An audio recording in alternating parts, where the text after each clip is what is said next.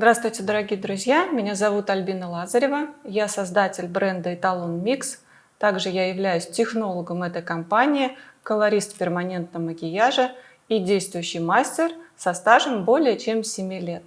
И сегодня я вам расскажу о колористике пигментов Эталон Микс. Поехали!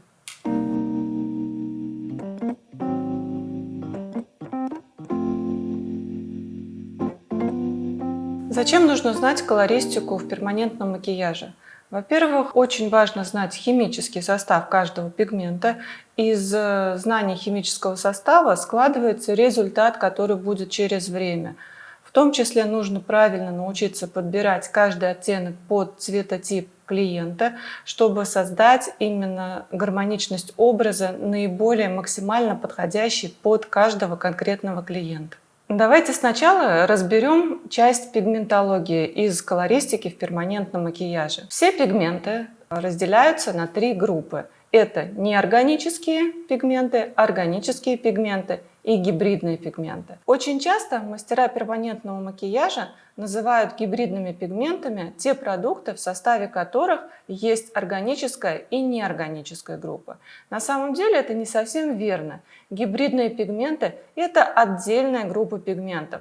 Когда на стадии производства на соли металлов, то есть это неорганическая составляющая, капаются жидкие лаки органической группы, тем самым эти жидкие лаки окрашивают соли металлов, потом эти окрашенные соли металлов высушиваются, и их уже можно использовать как сухие пигменты, которые на стадии создания той или иной краски будут иметь отдельную группу гибридных пигментов. Большинство гибридных пигментов отличаются тем, что они после имплантации в коже живут достаточно небольшое количество времени, очень легко имплантируются, очень быстро окрашивают кожу, но в зажившем результате практически малозаметны. Такие пигменты из своей практики я назвала пустышками. Давайте рассмотрим другие две группы пигментов. Это неорганические и органические пигменты. Неорганические пигменты отличаются от органических тем, что в составе каждой молекулы нет углеводородного соединения. То есть соединение CH это характерно для именно органической группы пигментов. Если нет такого соединения, значит пигмент является неорганическим. Конечно, это наиболее характерный момент отличия неорганики от органики. Чуть позже мы сейчас разберем подробнее именно те характеристики, которые важны для мастера перманентного макияжа в своей работе. На этикетке каждого продукта после слова «состав» есть указанные ингредиенты. Они указаны именно в порядке убывания. То есть после слова «состав» тот продукт, который содержится в большем количестве, он будет указан на первом месте. И мы можем с вами увидеть, что есть пятизначные или шестизначные коды, которые указывают, какой именно пигмент, к какой группе относится тот или иной колорант. Все пигменты в мире имеют свою определенную кодировку по CI-колору. Эти CI-колоры, в принципе, доступны в сети интернет. Вы можете набрать тот или иной номер, вы получите информацию, к какой конкретно группе относится тот или иной пигмент, органическая, неорганическая. Гибридная группа, к сожалению, не указана отдельной группой, но косвенно можно увидеть именно гибридную составляющую того или иного пигмента в том, что после пятизначного кода обычно ставятся двоеточие и дальше цифра 1, 2 или 3. Эта цифра после двухточий указывает как раз принадлежность, на какую соль металлов окрашивается та или иная органическая группа. Но, например, код 19140, двоеточие 1 – это тартазин, жидкий лак, который осаждали на соли алюминия. И, соответственно, это уже гибридный пигмент, который можно имплантировать в кожу. Информация для вас: этот лак может прожить в коже примерно 3-4 месяца. Здесь на слайде указаны лишь некоторые группы пигментов, и на самом деле для мастера перманентного макияжа не так важно запоминать их названия. Дело в том, что даже в каждой группе есть отдельные пигменты, которые имеют свое уникальное название, или подгруппа, которая тоже будет называться отдельным названием. Но я хочу обратить ваше внимание на то, что именно последней строчкой указаны коды, начинающиеся на 7730 и заканчивающиеся 77999. Именно эта группа пигментов относится к неорганическим пигментам. Все остальные группы – это пигменты либо органической группы, либо гибридные пигменты. Именно гибридные пигменты могут располагаться в нескольких группах пигментов, указанных на этом слайде. Давайте чуть более подробно разберем характеристику неорганических пигментов. У меня здесь есть 3 образца красных оттенков. Каждый образец содержит в своем составе только один пигмент. И 3 образца желтых пигментов. Обращаю ваше внимание, что независимо от того, как будут выглядеть, в каком именно оттенке желтые или, соответственно, красные оттенки, мы можем с вами увидеть, насколько у них разная цветность. Посмотрите, пожалуйста, у меня в руках 3 желтых пигмента. И один из них менее цветной, очень приглушенный, матовый, бархатистый. 2 других обладают большей цветностью. Мы сейчас не акцентируем внимание именно на оттенке того или иного желтого. Мы обращаем внимание на то, что этот цвет очень приглушенный, а эти 2 цвета цветные. И, соответственно, красные пигменты. Один из них имеет вид приглушенного матового бархатистого, 2 другие более яркие и более цветные. Именно характеристика красного оттенка приглушенного матового и желтого оттенка такого же по своей цветности характерна для оксидов железа. И в данном случае у меня здесь 2 образца оксидов железа, желтый и красный соответственно. Именно цветные пигменты, которые представлены в этих 2 желтых вариантах и в этих 2 красных вариантах, это органическая группа пигментов. Яркая, блестящая и очень-очень цветная. Вот характерность такой приглушенной матовости у неорганических пигментов после имплантации в коже выглядят всегда менее цветными. Через слои кожи наш глаз воспринимает именно такую работу в перманентном макияже, как зажившую с меньшим количеством остатка. Физически пигмент будет лежать под слоями кожи столько, сколько вы его внесли, но визуально наш глаз воспринимает, что зажившая работа выглядит с большой потерей цвета. Одним из недостатков неорганической группы, а в частности, например, продукта, созданного из красного, желтого и черного оксида железа, при смешении каждый из этих пигментов будет иметь разную стойкость. И наименьшую стойкость имеет желтый оксид железа. Он через слои кожи начинает переставать читаться и отражаться буквально через несколько месяцев. Черный оксид железа – это черный пигмент, который условно можно назвать черным, потому что также в слоях кожи этот пигмент окисляется и деградирует в красную составляющую от 6 до 12 месяцев. И самым стойким из этих колорантов остается красный оксид железа. Этот цвет может жить большее количество времени в коже. И, соответственно, когда-то созданный некий коричневый оттенок, который мы имплантируем в брови, из 3 оксидов железа через время может стать именно красного оттенка. Красный теплый, красный холодный, слегка фиолетовый подтон. Но такой продукт как раз и деградирует в нежелательный оттенок. Что делают производители, чтобы решить эту проблему? Во-первых, в нашей линейке Etalon Mix именно неорганическая серия пигментов усилена желтой составляющей из органической группы. Тем самым желтый дает большую стабильность цвета на более длительное время. И черный оксид железа, который мы условно назвали черным, мы усиливаем небольшой добавкой из Carbon Black. Это пигмент, который обладает высокой стойкостью и после его имплантации достаточно долгое время выполняет функцию черного цвета. Такой состав будет носиться более качественно. Как я уже упомянула о черных пигментах, в перманентном макияже очень часто встречаются именно 2 черных пигмента. Это черный Carbon Black и черный оксид железа.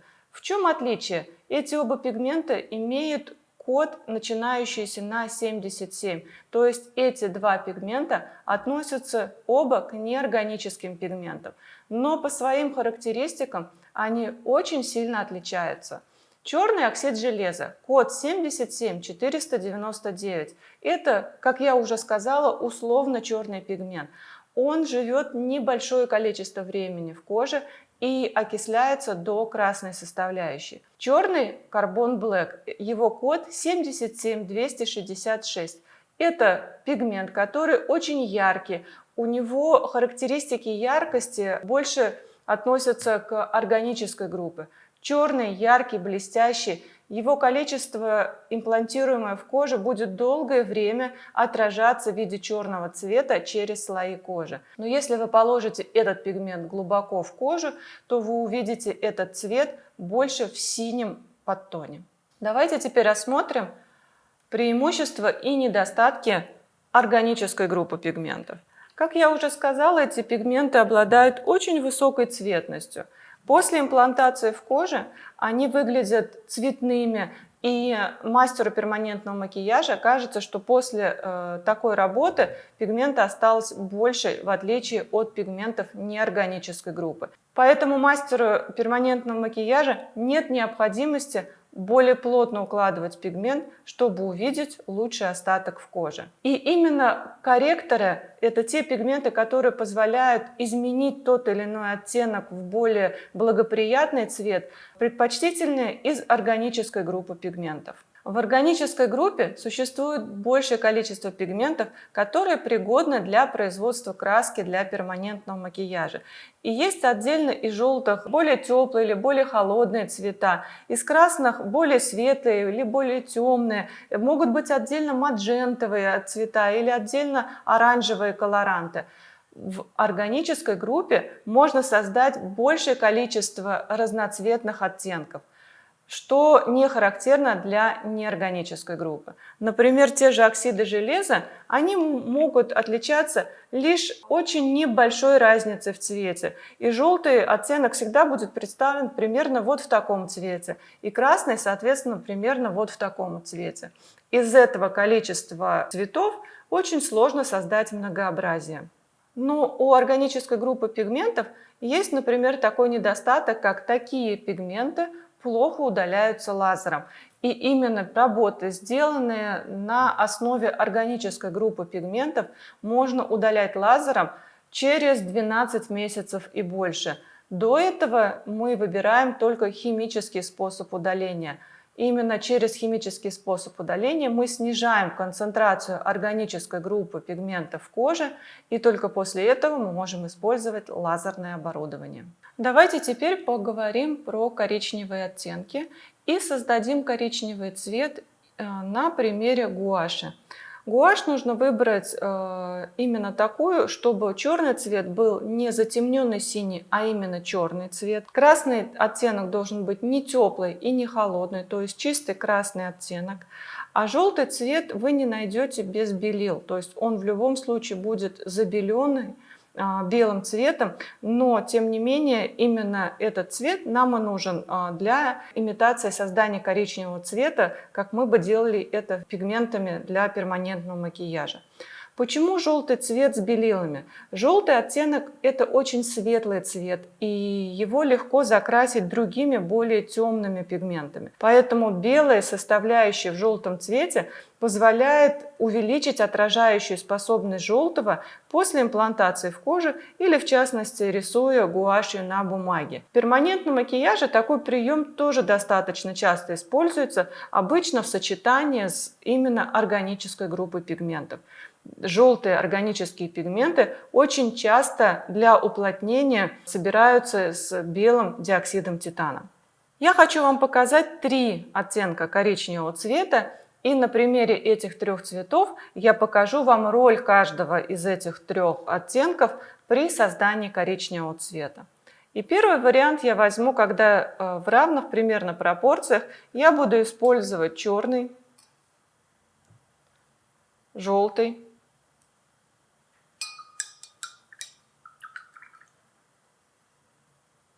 и красный.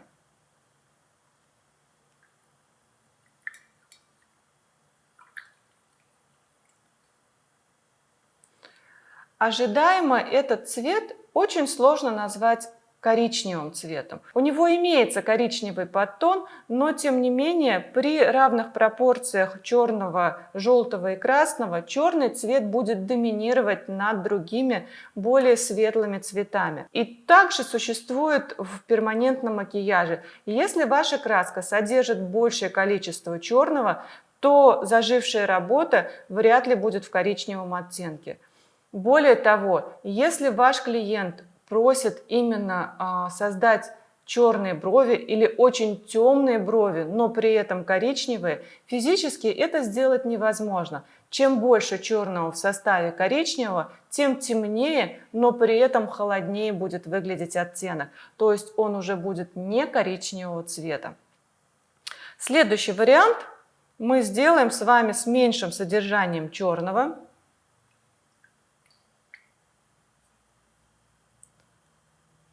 И, соответственно, я больше добавлю желтого. Обращаю ваше внимание, что черный в сочетании с желтым дает оливковый и зеленоватый подтон. И также добавляю красный.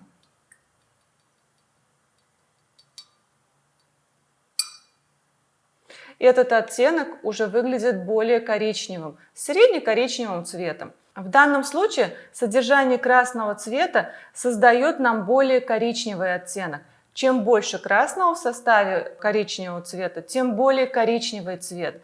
И чем меньше красного в составе, тем оттенок будет выглядеть либо более прохладным, либо более русым.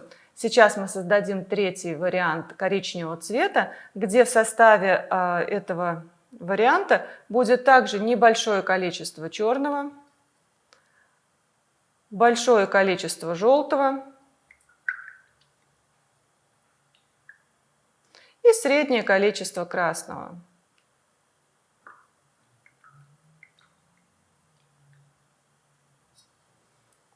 Из этих трех цветов третий цвет самый светлый. Почему? Потому что в содержании этого варианта большее количество желтого. Желтый цвет высветляет коричневый оттенок. Этот цвет в коже заживет русым оттенком. Давайте еще раз подытожим. Роль каждого пигмента, роль каждого цвета при создании коричневого. Черный цвет придает насыщенность и одновременно понижение по температуре. Красный цвет придает коричневости. Чем больше красного в составе, тем более коричневый цвет. Желтый цвет высветляет коричневый. Чем больше желтого в составе, тем светлее коричневый цвет. Сочетание желтого и красного дает нам более теплый коричневый цвет. Нельзя сказать, что либо красный делает коричневый цвет теплее, либо желтый. Только когда эти два цвета вместе содержатся в большем количестве, тем теплее будет коричневый цвет. Чем больше черного в составе, тем холоднее коричневый оттенок. Так как мастера перманентного макияжа – это не художники, рисующие на листе бумаги или на холсте, это мастера, которые укладывают пигмент в кожу. И колористика – это также изучение процессов в коже, что происходит после имплантации пигмента и почему пигмент выглядит в том или ином оттенке через слои кожи. Физика света. Сейчас разберем именно этот момент. Давайте возьмем 2 стакана с водой. В одном будет просто вода чистая, и если я сюда помещаю какой-то предмет, он, соответственно, будет виден нашим глазом без искажений, в таком цвете, в котором он и существует. И возьмем другой вариант и сымитируем во втором стакане оттенок кожи. Соответственно, если я помещаю этот же предмет в этот стакан с водой, я увижу уже меньшую цветность. Более того, если это будет еще кожа живого человека, то, соответственно, этот цвет будет искажаться в сторону понижения по температуре. Почему так происходит? Мы с вами видим цвета, которые соединяются в белый свет. И в этом свете содержатся все длины волны видимого спектра.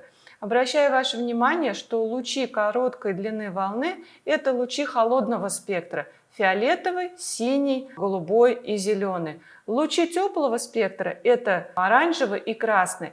Лучи видимого спектра холодной длины волны, проникая на меньшую глубину в кожу, отражаются и меньше застревают в этой полупрозрачной субстанции. Длинные волны более теплого спектра, оранжевого и красного, проникают на большую глубину, больше в этой коже рассеиваются и меньше отражаются. Так предмет, который мы помещаем, в частности это будет пигмент из краски, помещенный в кожу, он будет всегда выглядеть в зажившем виде через слои кожи с понижением по температуре. Чем светлее кожа, тем меньше искажения происходит, чем меньше понижается по температуре наша работа. Чем смуглее кожа, чем в этой коже будет больше застревать количество лучей теплого спектра, и еще менее заметны будут более светлые оттенки. В этой коже нужно будет работать по-особенному. Давайте сейчас поговорим, по какой причине бывают негативные цвета и как этого избежать. Здесь на слайде я указала некоторые колоранты, которые являются наиболее частой причиной негативных цветов. Обращаю ваше внимание, что с внешнего диаметра этого круга белая, скажем так, кайма – это диоксид титана. Один из самых стойких колорантов, который после имплантации в коже будет жить много-много месяцев. Дальше по каждому сегменту я расписала, что чем ближе к центру, тем эти пигменты будут жить в коже меньшее количество времени, и, соответственно, вряд ли эти пигменты будут доминировать в виде негативных цветов спустя время. Черный сегмент. Здесь именно черные брови, серые брови, синие брови. Как правило, причиной таких цветов является излишнее количество Carbon Black, имплантируемое в коже. И именно этот цвет начинает доминировать через слои кожи. Либо синий оттенок на бровях – это синий фталоцианин меди, который тоже является очень стойким колорантом и через время может также доминировать над другими колорантами. В линейке Etalon Mix синего фталоцианина меди нет. Но черный Carbon Black есть в первых 5 цветах палитры для бровей.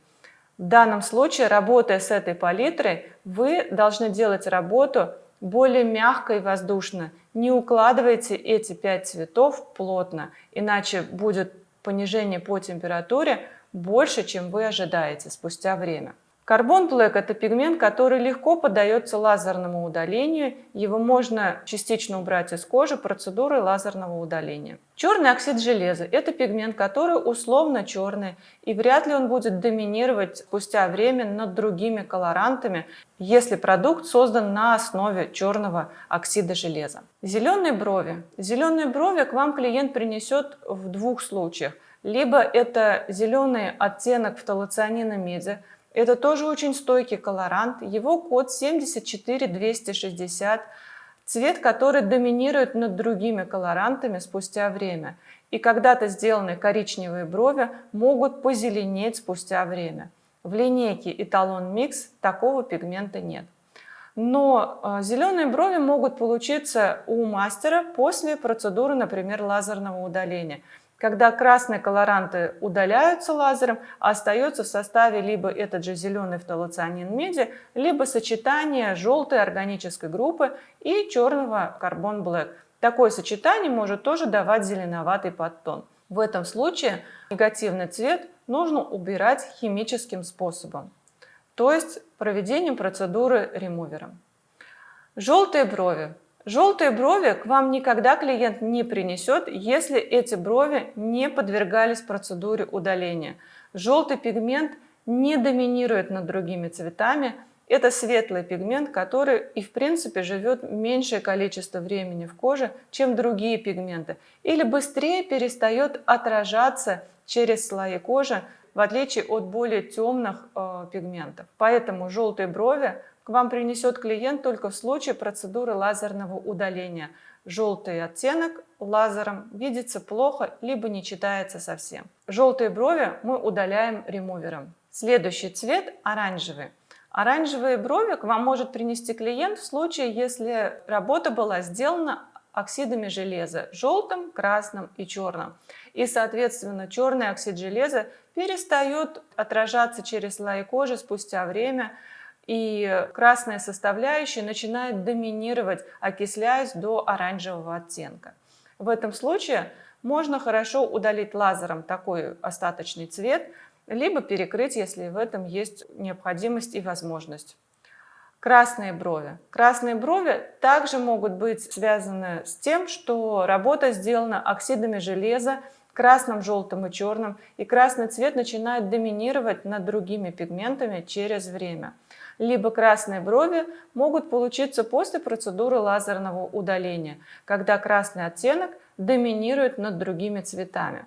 И в данном случае, если мы разбираем с вами оксиды железа и либо органические красные цвета, то, как правило, именно красный оксид железа – пигмент, который дольше носится в коже и чаще выглядит в негативном цвете, чем красная органическая группа. Если пигмент остаточный из красного оксида железа, его легко удалить лазером.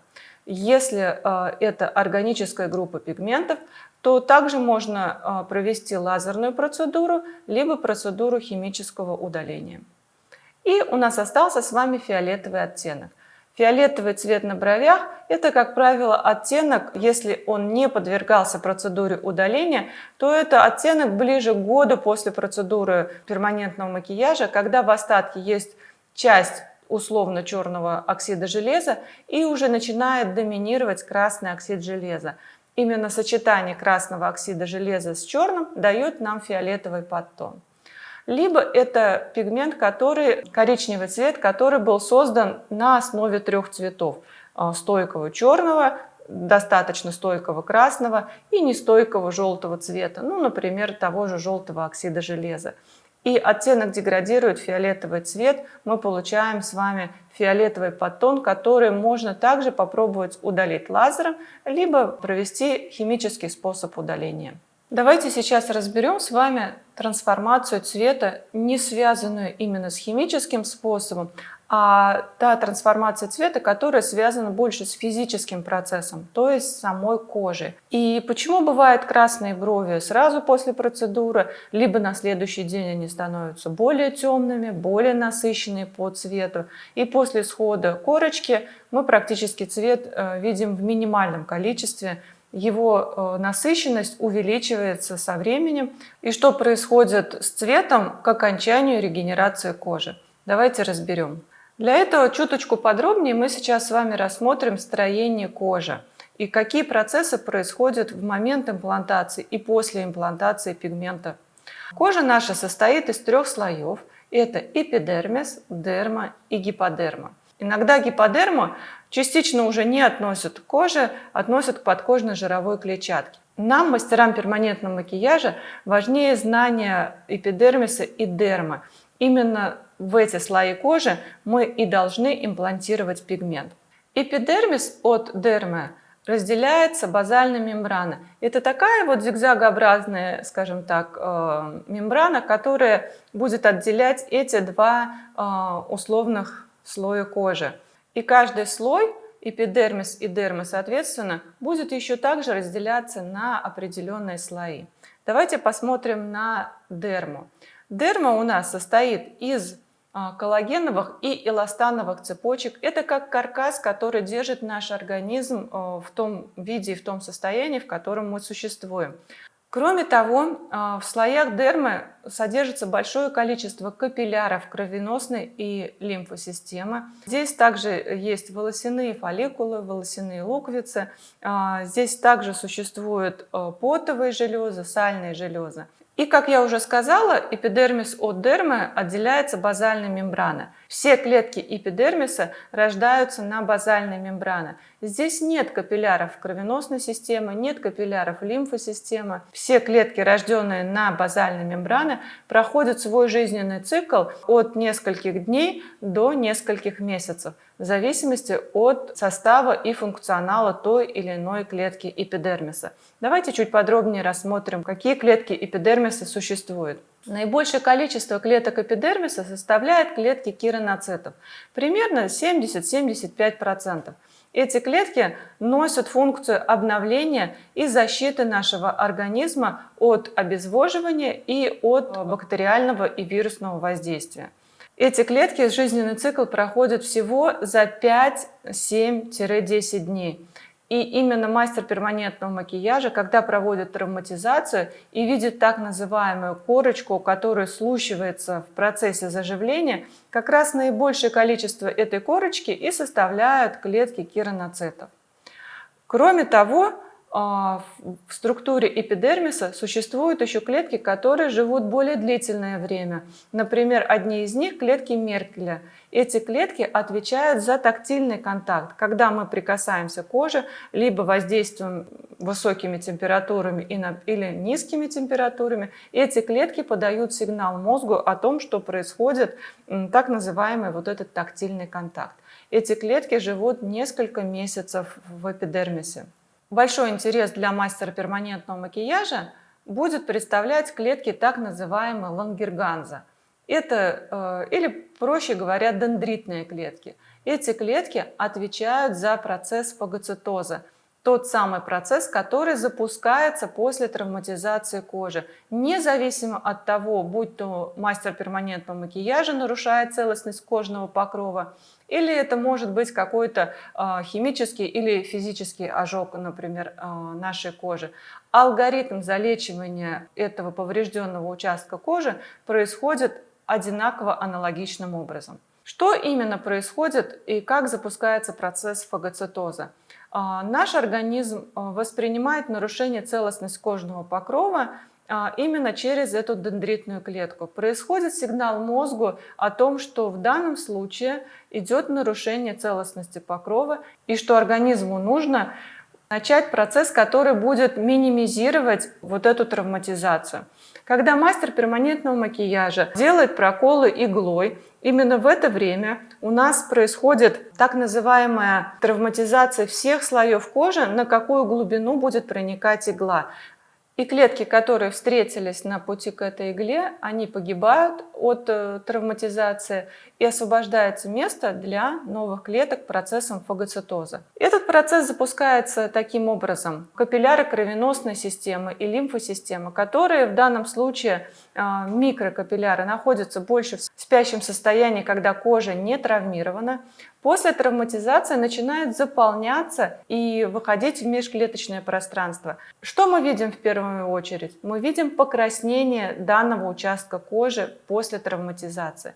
Именно усиленное кровообращение дает нам оттенок более красноватого цвета.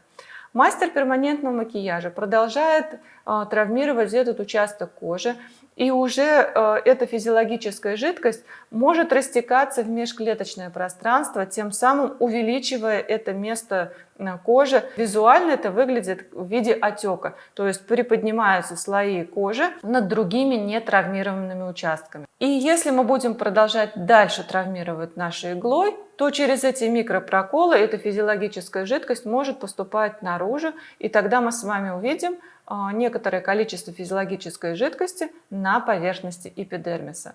Если у мастера перманентного макияжа наблюдаются все три стадии травматизации, особенно последняя с выходом физиологической жидкости на поверхности, то процесс фагоцитоза будет более мощный, большее количество пигментов в этом процессе будет утилизироваться. И, соответственно, мастер перманентного макияжа получит меньшее количество остатков. Но, например, когда мы работаем с зоной губ, количество выступающей физиологической жидкости допустимо в некотором количестве в связи с тем, что эта зона отличается большим количеством содержания капилляров кровеносной системы. И чисто механически, соответственно, больше повреждается. Но, тем не менее, старайтесь минимизировать выход физиологической жидкости на поверхности, тем самым вы уменьшаете количество травмы, нанесенной на данный участок кожи, и процесс заживления будет происходить в более легком варианте. Остаток цвета будет в большей степени, нежели при большей травматизации. Итак, что происходит после имплантации пигмента? Для кожи пигмент является чужеродным веществом, и организм старается утилизировать, убрать этот пигмент с данного участка кожи. Часть пигмента выйдет через слущивание корочки, то есть через обновление верхних слоев эпидермиса. Часть пигмента утилизируется через лимфосистему, то есть те капилляры лимфосистемы, они унесут и оставят этот пигмент уже в лимфоузлах. этот участок кожи будет более очищенный, чем мы в самом начале внесли краску в кожу. Никогда зажившая работа не выглядит темнее, ярче, чем она выглядит в процессе имплантации. Пигмент, который останется после процесса фагоцитоза, останется именно в небольших агломератах, собирающихся в межклеточном пространстве. Часть пигмента, который будет иметь малый размер частиц, будет проникать в сами клетки и останется в этих клетках, и часть пигмента останется в макрофагах. Именно эти клетки как раз и занимаются процессом утилизации мертвых клеток, поврежденных коллагеновых эластановых цепочек и пигмента как чужеродного вещества.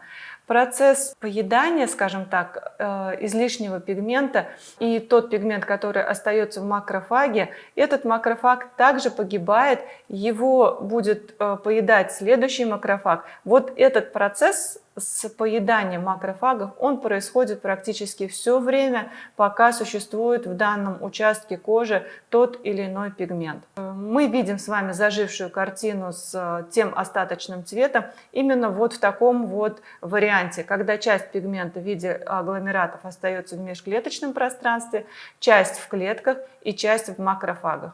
Такая работа будет как раз и являться зажившей работой. Но на стадии заживления оттенок, который мы с вами внесли, он будет трансформироваться в связи с тем, что эти процессы фагоцитоза дают нам покраснение, цветность нашему пигменту.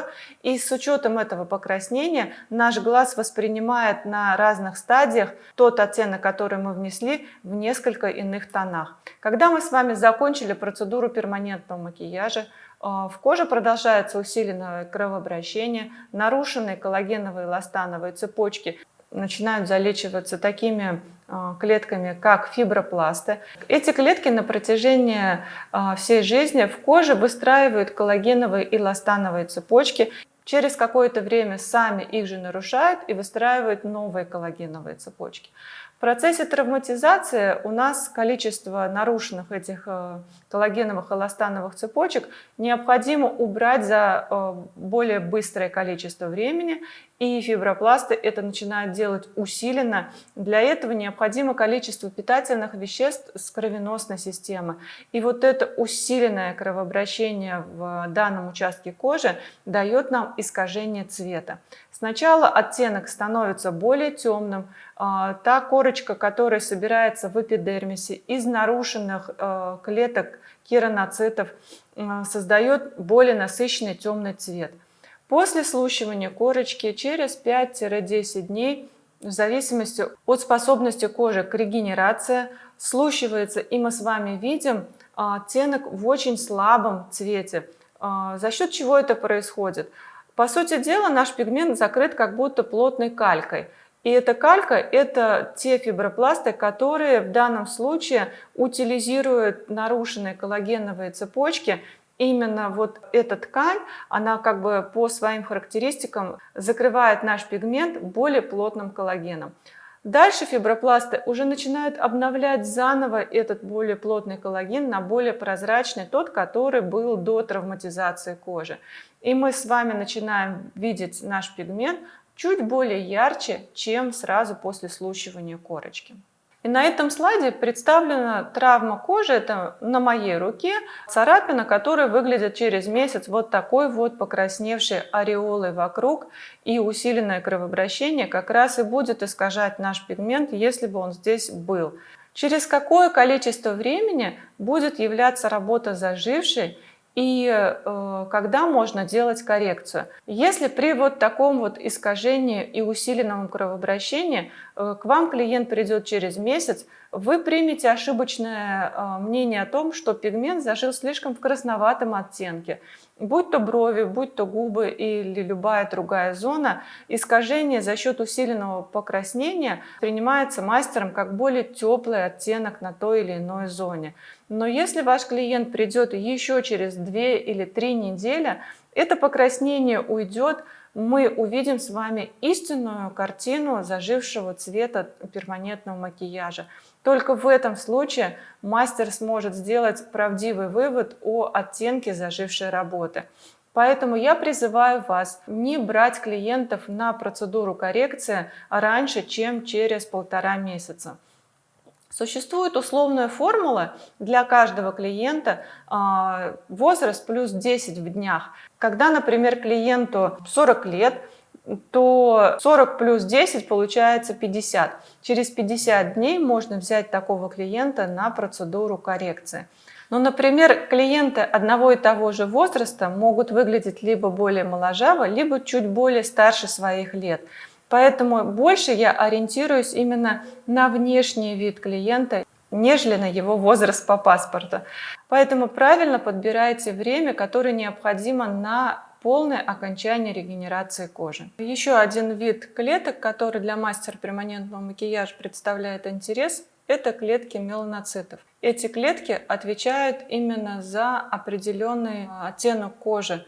Эти клетки, кроме того, что несут функцию защитную от ультрафиолетового воздействия, они как раз окрашивают ту или иную кожу в определенный подтон. Мне очень нравится рассматривать оттенки кожи и подбирать пигменты для того или иного клиента, именно ориентируясь на разделение лиц по Фицпатрику.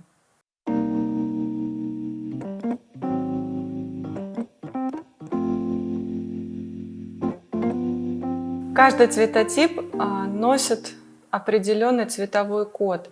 И для мастера перманентного макияжа очень важно прочитать тот или иной подтон кожи человека, как она будет искажать оттенок зажившей работы. Мы все с вами знаем, что вены человека, если, скажем так, в разрезе, посмотреть на них, то они по оттенку холодного красного цвета. Но абсолютно каждый может посмотреть, как его оттенок кожи искажает этот цвет вен. Вот в моем случае это синий-фиолетовый оттенок. У некоторых клиентов это зеленоватый фисташковый подтон, у некоторых это больше желтый оттенок, у некоторых это прям исключительно синий-голубой. А те клиенты, которые имеют очень темный оттенок кожи, цвет вен практически не читается, не видно какого оттенка вены через этот плотный темный слой кожи. Давайте я сейчас охарактеризую каждый цветотип. Первый – это самые светлокожие девочки. У представителей первого типа по Фицпатрику меланин практически мало окрашивает все зоны, за цветность которых он отвечает. Это цвет кожи, цвет радужки глаза, губы, волосы, ореолы. Все эти участки кожи меланин первого типа по Фицпатрику окрашивает в очень светлые тона. Поэтому это самые неконтрастные девочки. Второй тип по Фицпатрику – это тоже светлокожие девочки, не сильно отличающиеся по контрасту от первого типа. Поэтому для мастера перманентного макияжа можно объединить эти два типа в одну группу. Светлая кожа не сильно искажает оттенок и не сильно понижает зажившую работу по температуре. Если мы возьмем в целом два этих типа по Фицпатрику, то, как правило, вены имеют синий, голубоватый либо фиолетовый подтон. Зрачок окрашен в любой цвет, кроме темно-карего глаза, то есть синий, голубой, зеленый, болотный цвет, светло-карий глаз присущ именно первому и второму цветотипу клиентов. И губы имеют также светлый оттенок, это может быть либо мягкий розовый, либо слегка синеватый подтон. Но в целом и кожу губ легко закрашивать любыми цветами. Третий тип по Фицпатрику – это уже чуть более смуглая кожа. Представители такой кожи имеют в своем подтоне такой более зеленоватый фисташковый оттенок. Вены, как правило, выглядят более зеленым цветом. Радужка глаза имеет средний карий глаз. Насыщенность волоса более насыщенная, в отличие от первого и второго типа по Фицпатрику. И волосы имеют либо более каштановый оттенок, либо средний брюнет. На этом слайде вы можете посмотреть моя рука представителя второго типа по Фицпатрику, сравнение с третьим типом по Фицпатрику. Насколько мы видим с вами разницу в оттенке. Третьего типа по Фицпатрику кожа имеет более зеленоватый оттенок, моя кожа второго типа по Фицпатрику выглядят с красноватым подтоном. Четвертый тип по Фицпатрику – это еще более смуглые клиенты, более контрастные. Это представители более темного карего глаза, это уже девочки-брюнетки. Соответственно, губы приобретают более темный контрастный оттенок. Иногда верхняя губа более темная, нежели нижняя губа. И верхняя губа может иметь слегка коричневатый подтон, а нижняя губа будет более холодного фиолетового тона. Такая кожа менее прозрачная, еще больше понижает по температуре зажившую работу, и для создания работ требуется более насыщенный оттенок красок. Пятый тип по Фицпатрику – это более смуглые люди с жуковыми черными волосами, с темным карим глазом. И кожа может иметь либо очень насыщенный коричневатый оттенок, либо эта кожа имеет более насыщенный фиолетовый подтон. Соответственно, эта кожа малопрозрачная, и работать с этой кожей гораздо сложнее. Получить зажившую работу в красивом чистом виде физически невозможно. Кожа данного конкретного клиента будет дополнять к вашему внесенному цвету оттенок своей кожи. Шестой тип по Фицпатрику – это кожа практически черного цвета. Она непрозрачная. Создать на такой коже какую-либо работу физически невозможно мастеру перманентного макияжа. По сути дела, это как на черном листе бумаги нарисовать, например, коричневую кошку. Поэтому для мастера перманентного макияжа такие клиенты являются самыми проблемными. А теперь давайте разберем каждый цвет палитры Эталон Микс, к какому цветотипу он подходит и на что обратить внимание из химического состава на данный продукт.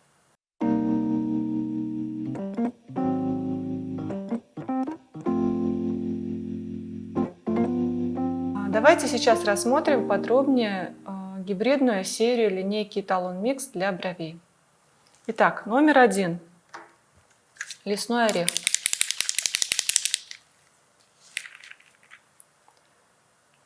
Имеет желтую основу.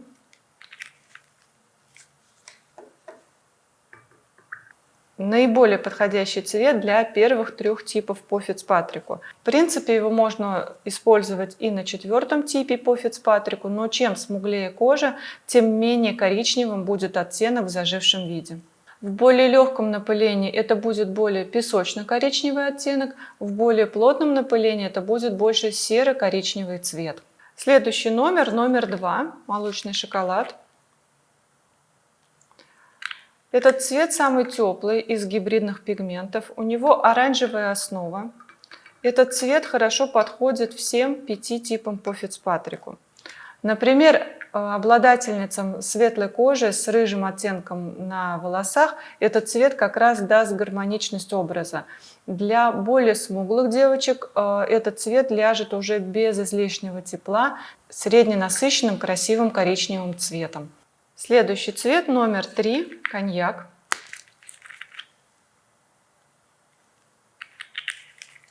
Коньяк имеет красно-коричневую основу.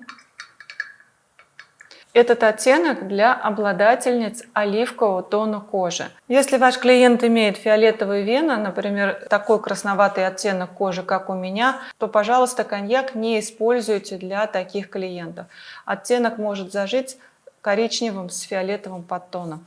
Этот оттенок именно для оливкового тона кожи. Следующий цвет номер 4 – русый. В своем составе имеет большое содержание желтого, меньшее содержание красного пигмента, и это достаточно светлый оттенок. Этот цвет хорошо подходит для светлокожих девочек и для седовласых женщин, когда нужно создать легкие песочные оттенки на бровях. Следующий цвет номер 5 – это горький шоколад. Насыщенный цвет. Самый темный в палитре Эталон Микс из гибридных пигментов. Этот цвет создан для создания градиентов, затемнения участков, либо он вносится в кожу в очень легком напылении, как раз для того, чтобы создать насыщенную, но при этом достаточно воздушную работу. Если вы этот цвет будете укладывать плотно в чистом виде, то получите серый оттенок на бровях. И еще один номер в линейке Эталон Микс, это номер 11, цвет называется Эспрессо. Этот цвет отличается химическим составом от первых 5 цветов тем, что в содержании этого цвета большее количество красного оксида железа. Этот цвет очень светлый, поэтому для создания коричневых оттенок на бровях его можно использовать чуть более плотно. Красно-коричневая основа в коже снивелируется, и оттенок заживает средне-коричневым цветом на первых 3 типах по Фицпатрику. В чем отличие этих 6 цветов в линейке Эталон Микс? Это гибридная серия с содержанием органической группы пигментов, и в первых 5 цветах органической группы больше, чем в других продуктах линейки Эталон Микс. Эти цвета созданы на основе Carbon Black, более стойкого черного цвета, поэтому эти продукты нужно укладывать по плотности так, как это бы выглядело уже в зажившем виде. Потеря цвета при заживлении минимальна, и плотные работы из этих 5 цветов делать не рекомендуется. Давайте теперь рассмотрим, как можно использовать эти цвета при работе с веками и на перекрытии негативных цветов на бровях. Номер 1. Лесной орех. Этот цвет на желтой основе при работе с веками мы используем на самый верхний этаж растушевки, когда наша растушевка должна мягко уходить в тон с кожей. Этот цвет можно также использовать на перекрытии холодных красных оттенков на бровях. Номер 2. Молочный шоколад. Этот цвет имеет теплую оранжевую основу, поэтому его хорошо использовать на средние этажи растушевки век. И этот цвет хорошо сбалансирует вам легкие прохладные оттенки на бровях. Номер 3. Коньяк. Имеет красноватую основу, поэтому этот цвет также хорошо на средний этаж растушевки на веках. И при работе с негативными цветами на бровях цвет номер 3 хорошо перекрывает зеленоватые оттенки. Номер 4. Русы. Этот цвет хорошо ложится на самые верхние этажи растушевки, хорошо размывает цвет теней с цветом тона кожи. При работе с негативными оттенками на бровях этот цвет хорошо перекрывает оттенки цвета лосось. Номер 5. Этот цвет самый темный и насыщенный, поэтому на веки этот цвет незаменим на самые нижние этажи растушевки, либо для светлокожих девочек он может использоваться вместо черного цвета в межресничное пространство. При перекрытии негативных цветов он хорошо перекрывает брови оранжевого цвета. И номер 11. Цвет эспрессо. Этот цвет имеет светлую основу, поэтому для растушевок на веках он используется на светлой коже. Если вы перекрываете негативные оттенки на бровях, то это легкий зеленоватый подтон.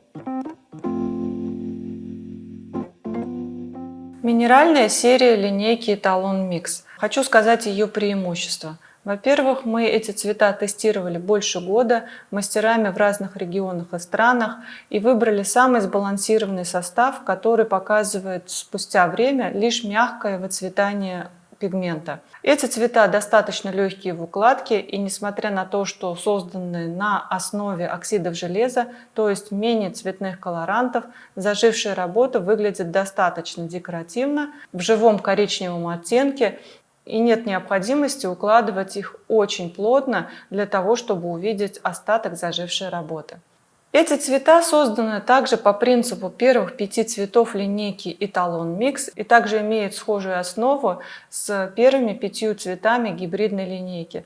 Но их нельзя и некорректно сравнивать по оттенку, потому что они имеют разный химический состав и поэтому не могут быть в одном и том же оттенке. Но если есть необходимость в создании более плотных работ, вы можете использовать пигменты как из первых 5 цветов в воздушном легком напылении и создавать желаемую плотность уже пигментами из минеральной серии. Почему? Потому что пигменты из минеральной серии созданы на основе черного оксида железа, и этот цвет не будет доминировать спустя время через слои кожи, в отличие от Carbon Black, который имеется в гибридной серии пигментов Эталон Микс. Давайте познакомимся ближе с минеральными оттенками линейки Эталон Микс.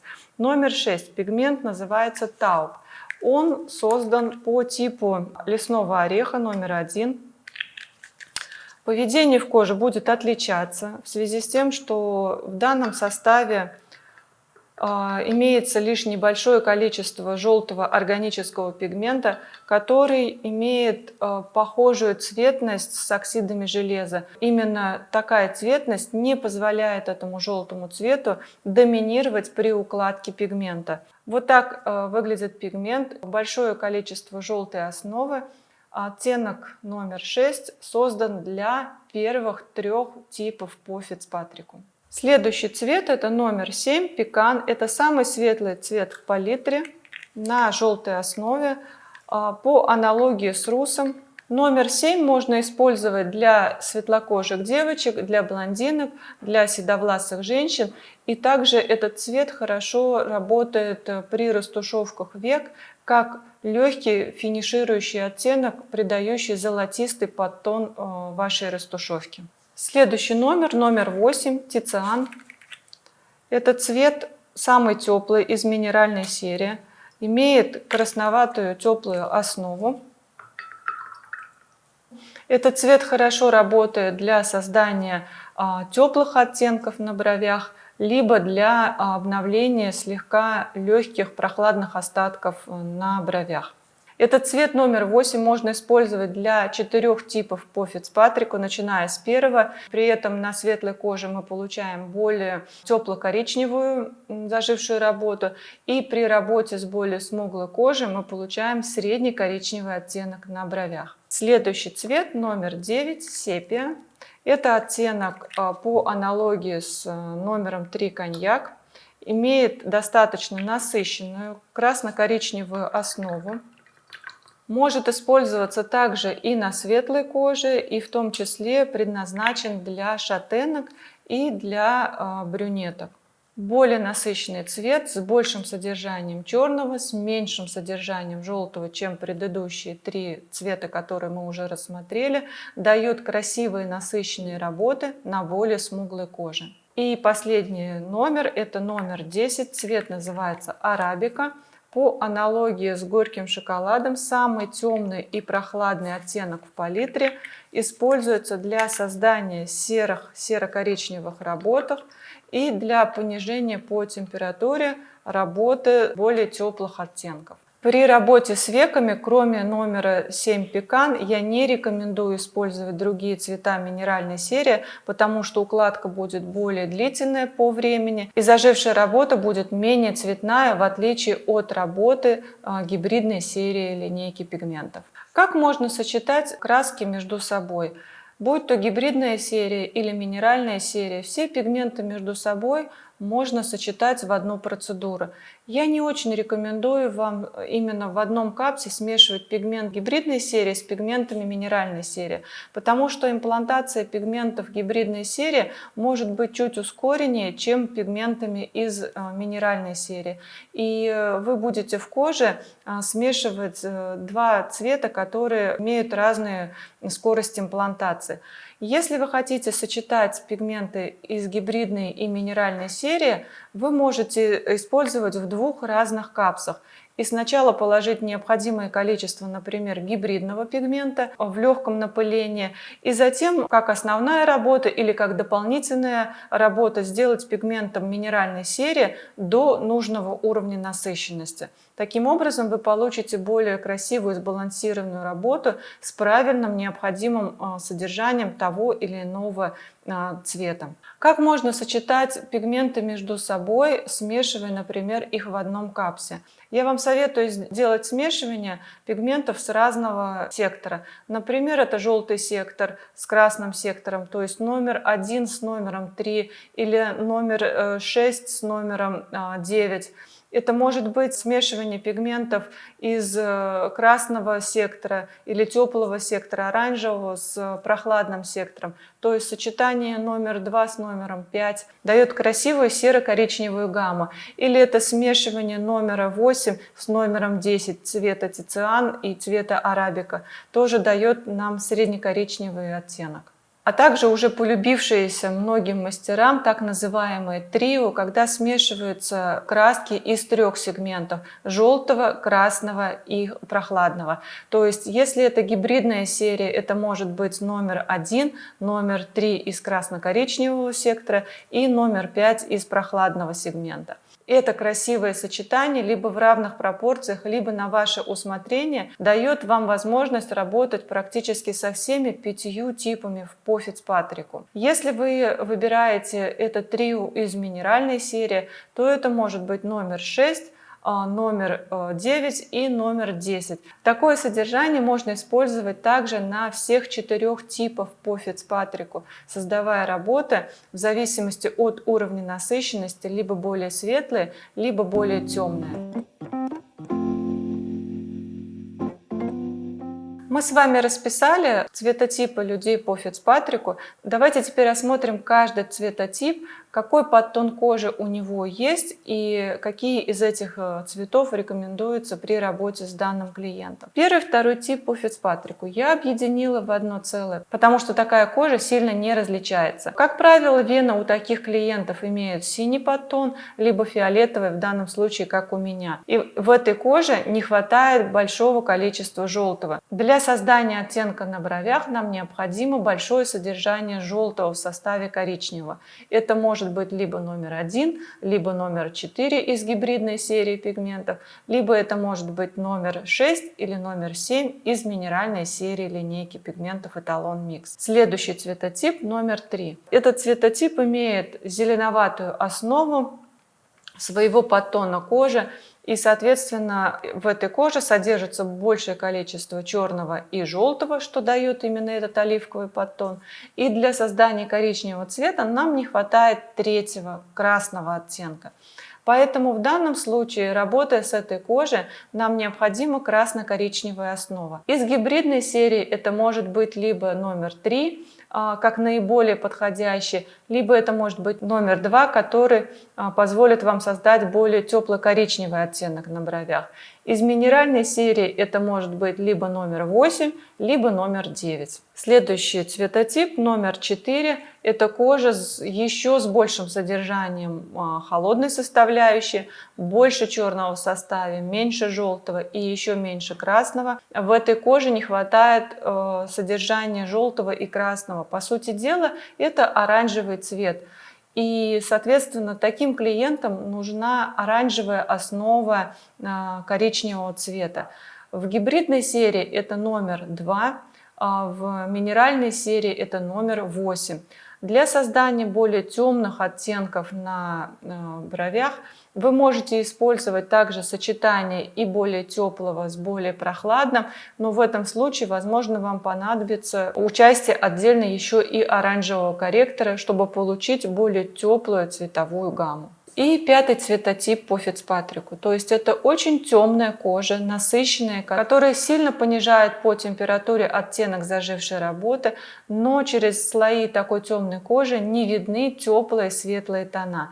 Поэтому в данном случае работа должна строиться через технику лессировка, то есть когда послойно укладываются темные насыщенные цвета и отдельно чистый оранжевый корректор. При работе с такой кожей вы можете использовать из гибридной серии номер 5 в сочетании с оранжевым корректором, либо из минеральной серии вы можете использовать номер 10 в сочетании также с оранжевым корректором. Но все-таки предпочтение отдавайте работе гибридной серии пигментов, потому что более легкая укладка номером 5 позволяет увидеть большее количество цвета, в отличие от работы минеральной серии линейки на такой смуглой коже. А какие цвета можно использовать при работе с веками?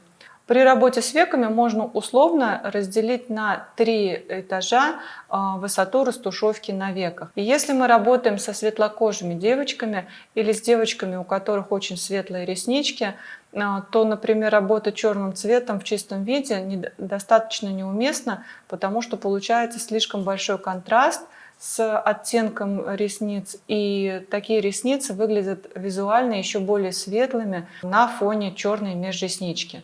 Поэтому, если это светлая кожа, если это светлые ресницы, то мы можем использовать номер 5 из гибридной серии линейки пигментов. Если все-таки эта девочка более контрастная, имеет темные насыщенные ресницы или более темные меланиновые века, то, соответственно, черный цвет – это самый оптимальный оттенок, если мы красим межресничное пространство. Это первый этаж нашей растушевки. Черный цвет линейки Эталон Микс на сегодняшний день пока единый, и этот цвет имеет в своем составе большое содержание Carbon Black, оттенок, который очень долго будет носиться кожей, и спустя время, чтобы оттенок остался в более приятном сером цвете, в наш продукт я добавила красный оксид железа. Он в данном случае имеет роль затеплителя. И, соответственно, через время дает определенное количество тепла, чтобы черный Carbon Black не уходил в более синий подтон. Поэтому, работая черным Эталон Микс, дополнительное количество корректора вносить не требуется. Если вы используете черный, то, соответственно, следующий этап, который будет выстраиваться из черного в более темно-коричневый оттенок, это как раз номер 5 в линейке Эталон Микс. Поэтому пятый номер мы используем практически на всех цветотипах по Фицпатрику. Выбор следующего цвета после номера 5 в более светлом, теплом коричневом оттенке строится в зависимости от цвета радужки глаза и от насыщенности кожи в зоне век. И если эта радужка глаза имеет, например, холодный оттенок, синеватый, голубоватый, прохладный зеленый серый, то в данном случае по визажу гармонично будут смотреться более ахроматические оттенки на веках. И здесь можно использовать после номера 5 горького шоколада номер 1 или номер 4, то есть желтую основу пигментов. Или зафинишировать номером 7 пекан из минеральной серии линейки. Такие работы будут смотреться в более сдержанном серо-коричневом варианте в зажившем виде. Если ваша радужка глаза имеет более медовый оттенок, карий, темно-карий глаз, то, соответственно, для гармоничности образа необходимо использовать более теплые коричневые оттенки, чтобы получить более тепло-коричневую растушевку в зажившем виде.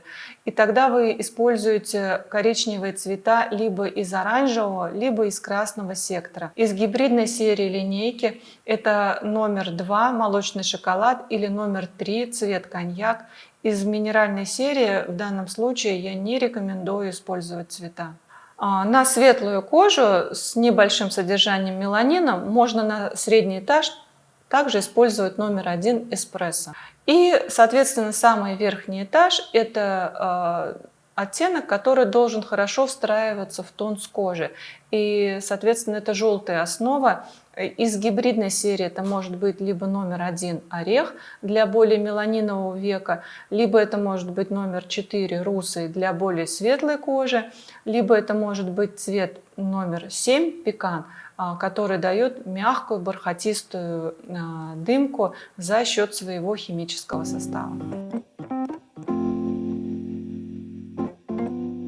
Работа с перекрытиями. Давайте с вами сейчас определимся, что, во-первых, можно взять на перекрытие, какая работа будет перекрываема, а какая нет, какая может быть исправлена только через удаление. Работа, которую можно взять на перекрытие, должна отвечать двум критериям. Во-первых, это адекватная форма. Если форма желаемая не закрывает старый негативный татуаж, то все, что выходит за пределами, должно предварительно очиститься, а потом уже создавать работу по перекрытию. И второй критерий – это прозрачность кожи. И если клиент вам принес плотную растушевку, по сути дела татуировку, то такую работу перекрыть, к сожалению, не получится. Необходимо из некрасивого, создавая красивое, работать именно с более легким остаточным цветом, который будет носиться в течение длительного времени, и клиент не будет вынужден приходить к вам достаточно часто за внесением корректирующего пигмента. Итак, два критерия – это адекватная форма и прозрачность кожи. Что мы используем для того, чтобы перекрыть работу? Мы используем с вами корректоры, которые сначала дополняют недостающий цвет в уже имеющемся.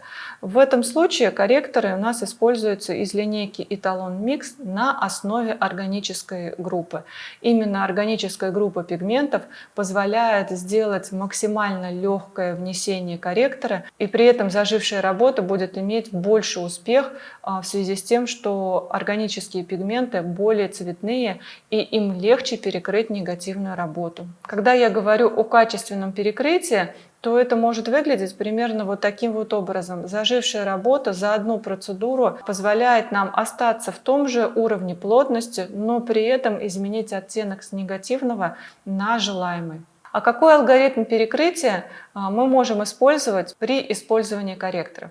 Если наша негативная работа устраивает нас полностью по форме и необходимо изменить только цвет, для этого мы используем сначала сразу корректор, внеся необходимое количество с учетом того, что в процессе заживления часть пигмента будет кожей переработана и утилизирована. И, соответственно, после внесенного корректора мы уже с вами можем использовать основной цвет в легком напылении, чтобы придать более красивый вид как в процессе заживления, так и в зажившем виде. Но если наша работа строится через изменение формы, то есть когда мы используем старую форму и заходим на чистую кожу, то в этом случае мы будем работать с вами с двумя исходными вариантами цветов. И работать необходимо сначала через построение, через фиксацию эскиза. В этом случае мы выбираем цвет основного пигмента и вносим его как на чистую кожу, так и на старый перманентный макияж. Основа этого пигмента должна быть такая, которая необходима для перекрытия негативного цвета. И в этом случае после фиксации эскиза мы видим разницу в оттенке, в связи с тем, что на чистой коже пигмент будет смотреться в одном тоне, а на старом татуаже это будет несколько иной оттенок. Вторым этапом, именно на старом перманентном макияже, мы работаем корректором, который будет дополнять недостающее до построения выбранного и задуманного нами цвета. И затем уже третьим этапом на чистой коже мы будем выравнивать визуально цвет после второго этапа, как выглядит на старом татуаже, и с цветом, как это выглядит на чистой коже. Зафиксировав этот цвет, придав необходимый уровень насыщенности, получив один оттенок на том и на другом участке кожи, тем самым мы получаем качественное перекрытие, которое не будет выглядеть спустя время как отдельно цвет на негативном татуаже с отдельным цветом, который мы наносили на чистую кожу. Это достаточно сложное перекрытие, которое требует определенных навыков у мастера перманентного макияжа. Давайте подробнее рассмотрим отдельно каждый корректор. В линейке Etalon Mix их 3. Это номер 1 желтый. Желтый имеет органическую желтую группу и диоксид титана. Диоксид титана здесь необходим для того, чтобы получить достаточную плотность от желтого цвета, чтобы через слои кожи этот желтый цвет мог отражаться и выглядеть именно в желтом оттенке.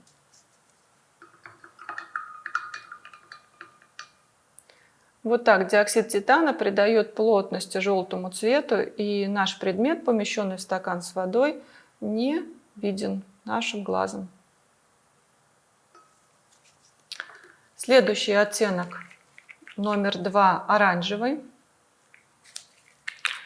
Тоже имеет в своем составе большое содержание органической группы, но также есть и добавка из красного оксида железа, то есть это неорганическая группа.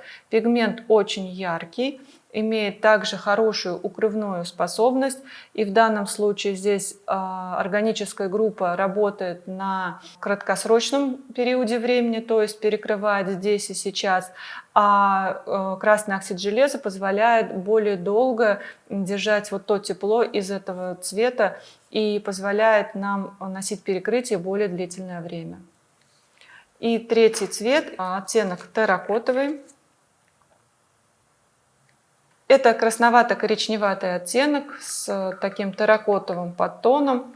цвет, содержания которого много красного оксида железа и, соответственно, выглядит в более терракотовом цвете. В отличие от оранжевого, он более темный. И, например, для перекрытия синих стрелок на век мы должны использовать именно терракотовый корректор, а не оранжевый, потому что в данном случае оранжевый корректор будет слишком высветлять нам эту синюю стрелку, что делает перекрытие менее качественным, в отличие от использования терракотового корректора. А сейчас мы разберем каждый оттенок негативного татуажа, и здесь представлена памятка по перекрытию, какой корректор и какой основной цвет из бровных оттенков вы можете использовать для перекрытия негативного татуажа.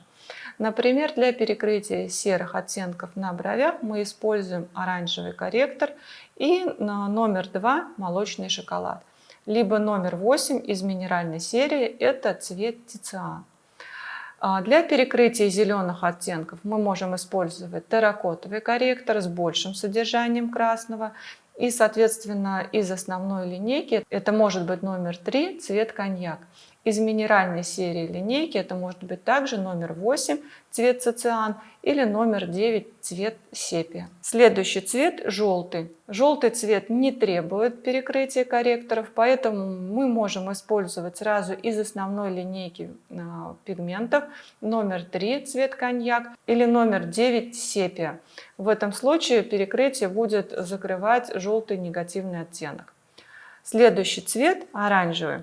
Оранжевый цвет – это сочетание желтого и красного. Нам необходимо для создания коричневого цвета прохладного коричневого тона. Это может быть либо номер 5 в гибридной линейке Эталон Микс, либо это номер 10 в минеральной серии линейки Эталон Микс. Следующий цвет – это лосось. Лососевый цвет – это содержание больше красного и добавление желтого. Такой оттенок можем перекрывать с вами тоже без использования корректора. Это номер 4 в линейке Эталон Микс русый. Этот цвет отлично перекрывает брови цвета лосось. Следующий оттенок красный. Красный негативный цвет на бровях мы с вами должны перекрывать пигментами на русой основе. И, соответственно, этот цвет нужно дополнить сначала недостающим желтым корректором.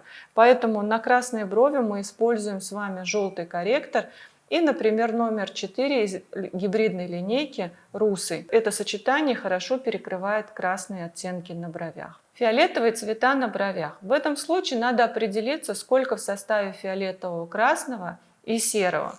Красные брови мы с вами перекрывали желтым, а серые брови мы перекрывали оранжевым. В этом случае, если в составе больше красного, мы больше используем желтый корректор. И если в составе больше серого, мы будем использовать больше оранжевый корректор. После использования этих двух корректоров, какой цвет мы больше из корректоров использовали, такую основу из коричневого цвета мы и выберем. То есть, если мы использовали больше желтый, то мы с вами возьмем также пигмент на желтой основе. Это может быть номер 1, либо номер 4, либо номер 7 в линейке Эталон Микс. Если мы с вами использовали больше оранжевый корректор и меньше желтый, то мы с вами возьмем из основных цветов, например, номер 2 или номер 8 в линейке Эталон Микс. Оттенки для губ. На сегодняшний день в линейке Эталон Микс 7 цветов при работе с губами. Первый номер – это цвет детских губ, приятный розовый оттенок, который хорошо сочетается и повторяет слизистую клиентов первого-второго типа по Фицпатрику.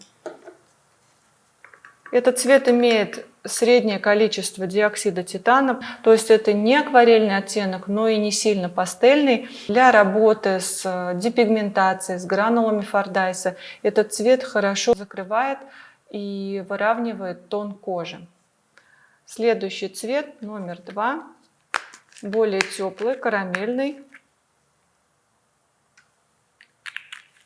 Также имеет базовое содержание диоксида титана, но оттенок чуть более теплый, в отличие от первого номера. Хорошо подходит клиентам с синеватым оттенком на губах, либо клиентам, которые хотят получить не слишком розовый оттенок на губах. Следующий цвет, номер 3, ягодный нектар. Этот оттенок уже самый прохладный в палитре на сегодняшний день.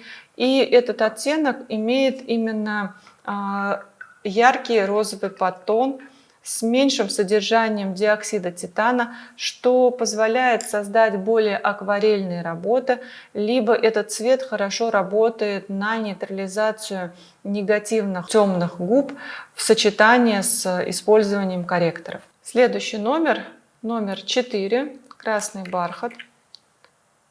Тоже достаточно акварельный оттенок. В зажившем виде имеет розово-красный подтон. Если вы хотите получить более алый оттенок на губах, то необходимо использовать в сочетании с желтым корректором. Оттенок достаточно акварельный, может использоваться и как самостоятельный цвет, и как яркую добавку в более светлые базовые оттенки. Следующий номер, номер 5, это вишневый мусс. Тоже яркий оттенок.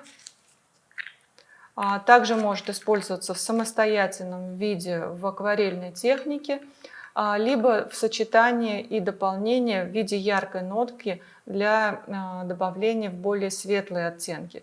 Если вы хотите использовать этот цвет в более плотном напылении, обращаю внимание, что сюда необходимо добавить, например, оранжевый корректор, чтобы получить более сбалансированную работу, не уходящую в прохладную нотку. Следующий номер. Это номер 6. Это самый пастельный оттенок с большим содержанием диоксида титана. Этот цвет позволяет создавать более светлые работы, либо этот цвет может использоваться на этнических губах, чтобы получить максимально высветленную работу для нейтрализации негативных коричневых или фиолетовых оттенков на губах. Оттенок нельзя использовать в плотном напылении на светлой коже в связи с тем, что получается эффект пластилина. И большое количество диоксида титана будет доминировать над другими оттенками спустя время. Получается такая белесая светлая замазка. Этот цвет используйте либо в легком напылении, либо в сочетании с более яркими оттенками для получения красивой работы как в зажившем виде, так и спустя время. И следующий номер, это номер 7, называется «Сладкая корица». Слегка коричневатый оттенок, тот, который просит наибольшее количество наших клиентов со светлыми оттенками на губах. Этот цвет нельзя использовать на темных цветах, на фиолетовых и коричневых оттенках на губах. Этот цвет предназначен именно для светлокожих девочек, и его можно также сочетать с другими цветами линейки Эталон Микс, как с более яркими, так и с другим оттенком. В линейке Эталон Микс есть такой продукт, называется разбавитель.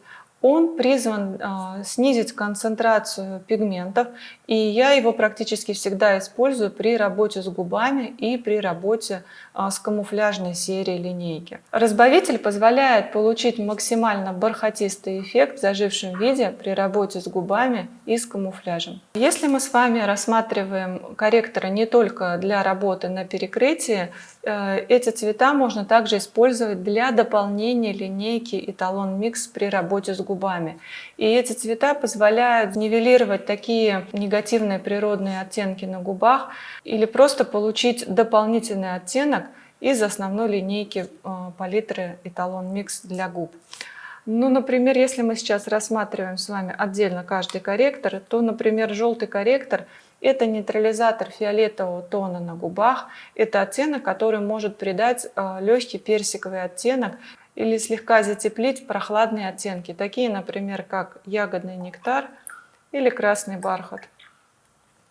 Мы получаем все тот же красивый цвет, но уже чуть теплее, чем он изначально у нас имеется. Оранжевый корректор. Оранжевый корректор призван увеличить количество тепла в основной палитре пигментов, или он дает нейтрализацию холодных оттенков, синеватых оттенков на светлых губах первого-второго типа по Фицпатрику, либо нейтрализацию очень темных, холодных этнических губ. В данном случае я просто добавлю, например, его в номер 2.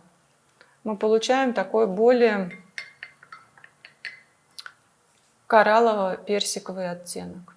И терракотовый корректор. Терракотовый корректор призван придать легкую коричневинку. Нельзя его использовать на темные губы. Это для первого, второго и максимум третьего типа по Фицпатрику, когда губы имеют средний уровень насыщенности, либо наоборот это светлые губы с пожеланием, например, получить более коричневатый оттенок. Ну вот, например, я добавлю его в номер 7 или в номер 6.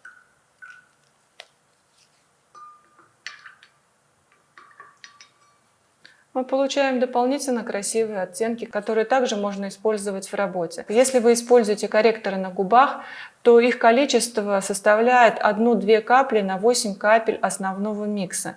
И если вы используете корректоры для нейтрализации холодных, темных оттенков, то в данном случае вы используете его как самостоятельный цвет, и плотность зависит от плотности природного негативного цвета.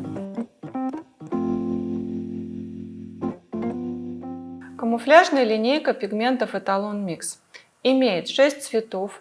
Эти цвета максимально подходят под цвет кожи, имеет очень хороший остаток, отслежена спустя длительное время, и разработка заняла порядка 2 лет.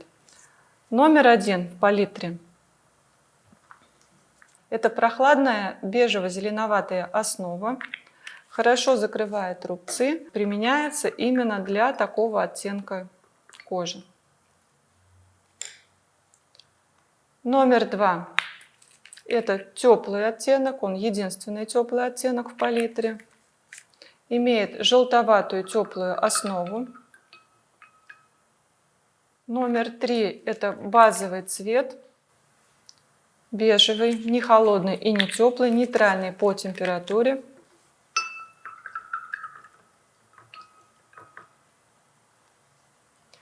Номер 4 имеет розоватый подтон, позволяет работать с рубцами после блефаропластики, с рубцами около ореолы и помогает также создать дополнительные цвета при оттенках с красноватым подтоном кожи. Номер 5 – это самый прохладный оттенок в палитре, позволяет снизить температуру от других 4 цветов и также затемняет пигменты для работы с более темными оттенками кожи. Номер 6, наоборот, это чистый белый цвет, который не уходит в желтый спустя время. Этот цвет позволяет высветлить другие цвета палитры Etalon Mix, если вы работаете с более светлой кожей. Я записала для вас видеоуроки, которые вы можете посмотреть вот по этому QR-коду. Работы, которые сделала я, спустя время можно посмотреть на следующем слайде, а также на моей странице Instagram. На сегодняшний день я вам рассказала о всей линейке пигментов Etalon Mix, но мы не останавливаемся, продолжаем работать. В скором времени выйдет в свет 2 новых продукта, созданные в коллаборации с мастерами. Один из них это будет сет для век, созданный в коллаборации с Анной Васильевой. Там будет 4 продукта, дополнительно новый черный, очень насыщенный темный, теплый коричневый и светлый песочный оттенок. 4 продукта, которые вот-вот выйдут. И следующая коллаборация, созданная совместно с Антониной Андрусенко, это сет для губ, которые будут отличаться и своим химическим составом, и укладкой, и эффектом в зажившем виде. И про эти продукты я расскажу вам обязательно в скором времени. До встречи!